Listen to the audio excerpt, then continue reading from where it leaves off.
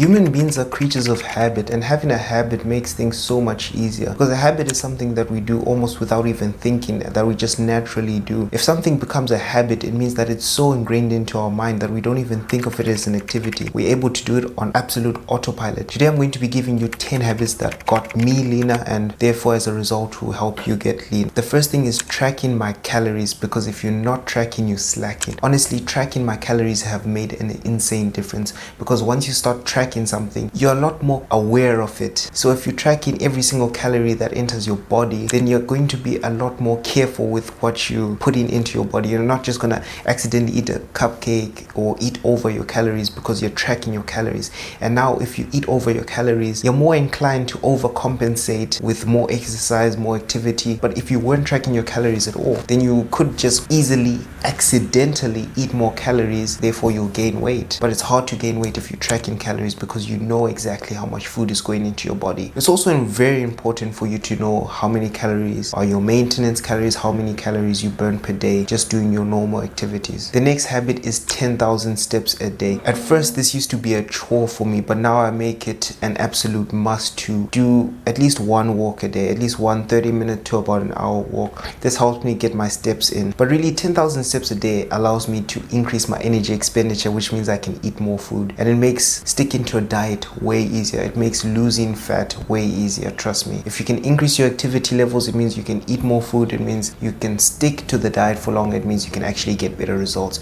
So 10,000 steps a day is one of those habits that is just a non-negotiable for me. I try my absolute best to every single day get at least 10,000 steps a day, and I rarely miss this. It's just ingrained in me. It's something I have to do. My day doesn't feel complete if I haven't got my 10,000 steps a day. So much so to the point where if I'm at like 8,000 steps, or if I'm at like 9,000 steps, I have to get my 10,000 steps in. So I'll literally do a walk just to make sure it's 10,000 steps a day. And I'm okay going with more, but I'm not okay going with less. The next thing is time-restricted eating. I used to wake up, and as soon as I would wake up, I would automatically make a bowl of oats, make a bowl of like cereal with like spam sugar and all that. But really, if you eating the second you wake up to the second you go to bed, the food is spread out throughout the entire day. It doesn't feel like much volume because it's the whole day. But if you say, okay, I'm not going to eat the first 5 hours of the day, and then you start eating after that, you eat in that smaller window, because the period of time in which you're eating that food is smaller, it feels like it's more food. Mentally, it tricks your brain into thinking you're eating more food when really you're eating the same amount of calories. It's just in a smaller time frame. I've also noticed the types of foods that I eat are completely different, because if I was eating from the second I wake up, I would likely get cereal or something you can make quickly. But since I'm waiting 5 hours, I would rather start my day with like eggs or something. So automatically my diet becomes a lot more cleaner, it becomes a lot healthier, and I'm eating higher quality foods than I would have been eating if I was eating the whole day. So time-restricted eating is just one of those habits that make sticking to a diet a lot easier. The next habit is caffeine maxing. I don't know what it is about caffeine, but if you have your first cup of coffee about 90 minutes after you wake up, it staves your hunger. Like caffeine has the effect of making you feel full. You don't feel hunger when you're on caffeine. And caffeine also boosts your metabolism slightly, because all the micro movements you do on a day-to-day basis, it makes you have a little bit more of a oomph. So you actually burn a little bit more calories. Your metabolism is a little bit faster with caffeine. I've noticed my brain and my focus is just sharper when I do black coffee in that fasting window. So I haven't eaten any food, but I've had my cup of coffee. When I do that, my focus is just insane. No food, but caffeine, black coffee, no sugar, no milk, nothing, just black coffee. My focus is just insane for that first 5 hours. And then after I have my first meal, my focus kind of gets worse. Eating low calorie, dense, voluminous foods. Things of foods like fruits, vegetables especially. Vegetables are insanely low calorie. You can add a lot of volume into your food. This volume fills up your stomach, even though it's not that many calories, but it's taking actual room, actual space in your stomach, which makes your stomach feel more full, which makes you feel more full in general. So if you're eating foods like chocolate, sweets, those are very calorie dense. So it's the opposite of having like a salad, which is like insanely voluminous for like low calories. Like you can have a salad bowl, no dressing, this big, and it could be like 100 calories. And you can have a chocolate this tiny and it's 100, 200, 300 calories for a sweet this small. So just imagine, just the more volume you have, it just makes sticking to the diet way easier. What I would recommend is make your normal meal. Let's say you're gonna have a chicken wrap, add veggies to your chicken wrap to add volume to make it feel like more food. So instead of just having the chicken wrap regularly, have the chicken wrap with a whole bunch of veggies. This adds a lot of volume to your meal, which makes you feel more full than you would have if you didn't have the extra volume. It's replacing like unhealthy foods with healthier alternatives. Think of like replacing ice cream with like protein ice cream. Think of replacing chocolate bars with like protein bars. There's always a healthier alternative that you can add or replace the unhealthy thing with. Instead of removing the unhealthy thing completely, why not just replace it with something that's healthier? That makes sticking to the diet way better, because let's say I've got a sweet tooth. I still want something sweet, but I don't want it to be super unhealthy.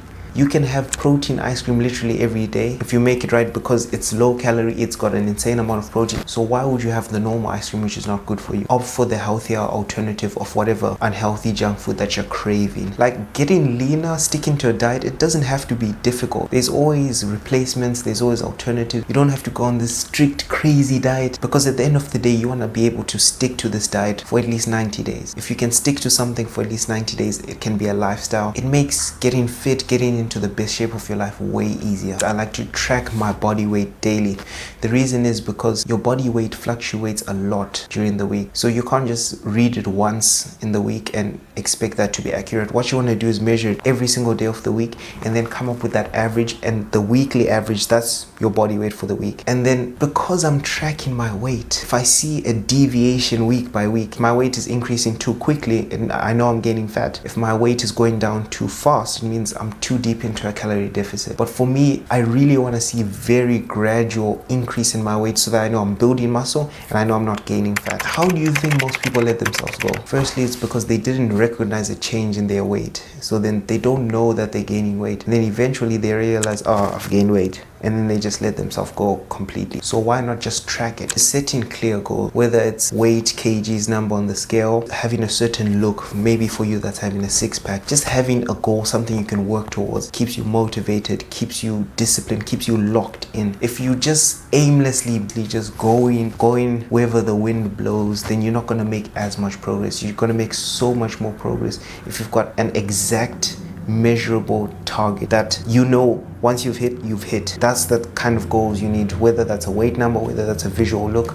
You have to have a target, something you're actually aiming towards. The next thing really is just tracking progress. For me, that means taking photos and my scale weight, because photos show you a lot more than a scale does. Because really a scale can keep the same weight, but your body recomposition is changing. You're gaining muscle and losing fat simultaneously. So the weight on the scale stays the same, but the visual look changes. That's why you need to take progress photos, because it helps you notice those changes in your body composition, even if the scale weight is exactly the same. The next thing is eating real foods. I can't tell you how many times I've eaten Big Mac meal from McDonald's, and then directly after eating that Big Mac meal, I'm still hungry. And the amount of calories in that meal, don't get me started on that, because these processed foods, they have a lot of calories and they're not even meant to fill you up properly. They don't even fill you up properly. It's crazy how they have high calorie and you don't even feel full after eating this processed food. That's why you want to eat more real foods.